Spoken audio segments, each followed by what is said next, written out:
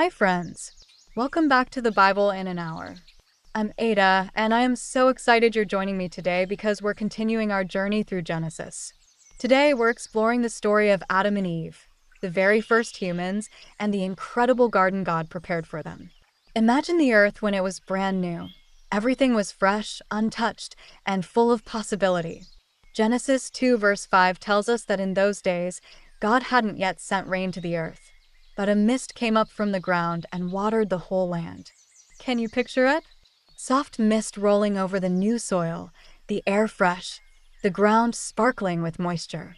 That was the world before people even existed. God took some of that soil and carefully shaped the very first man.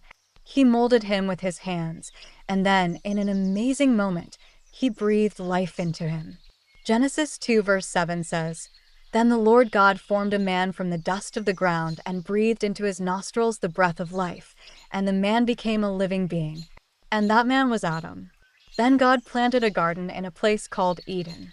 It was a garden unlike any you can imagine today. Genesis 2 verse 9 tells us it had every kind of tree that was pleasing to the eye and good for food. There was even a river flowing out of the garden to water it all.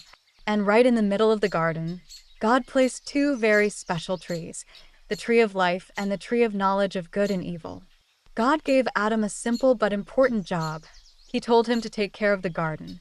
Genesis 2 verses 16 to 17 says God told him, "You may eat from every tree in the garden, but you must not eat from the tree of the knowledge of good and evil, for if you do, you will surely die."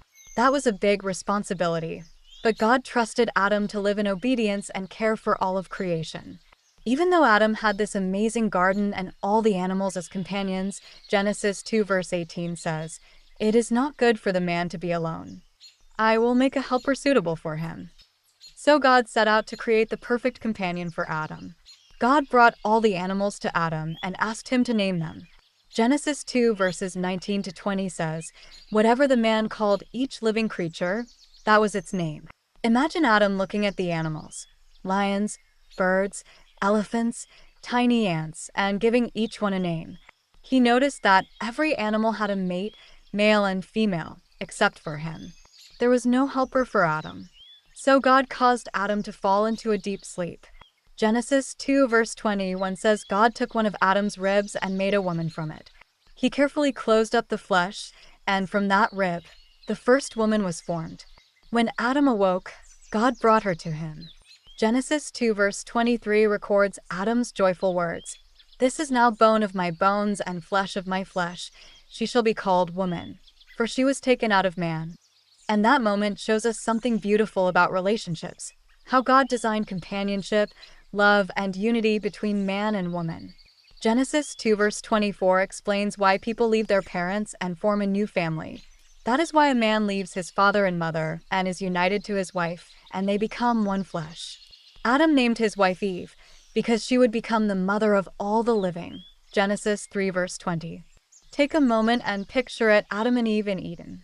The garden was filled with beauty, life, and abundance. They had a home full of trees, flowers, rivers, and animals.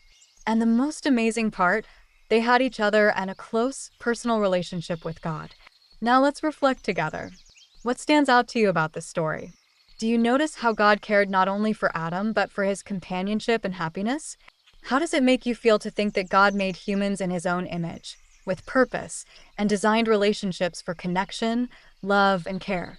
Isn't it beautiful to think that God made Eve from Adam's rib, literally taking part of him to create a helper perfectly suited for him?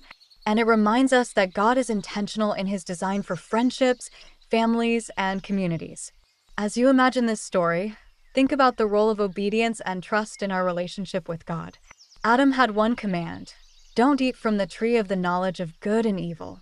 He had everything else. It's a simple reminder that God gives us boundaries for our own good, even when we may not understand them fully. Thank you so much for joining me on this journey through Genesis today, friends. I hope you loved picturing Eden and reflecting on the first humans, Adam and Eve. Next time on the Bible in an Hour, we'll explore what happens when Adam and Eve face temptation and the consequences of their choices. It's a story that changes everything and shows us so much about God's love, justice, and mercy. If you enjoyed this episode, Don't forget to subscribe to the Bible in an Hour, share it with a friend, and leave a comment telling me your favorite part of the story. Until next time, remember, God's plans are perfect, His creation is beautiful, and we are never alone.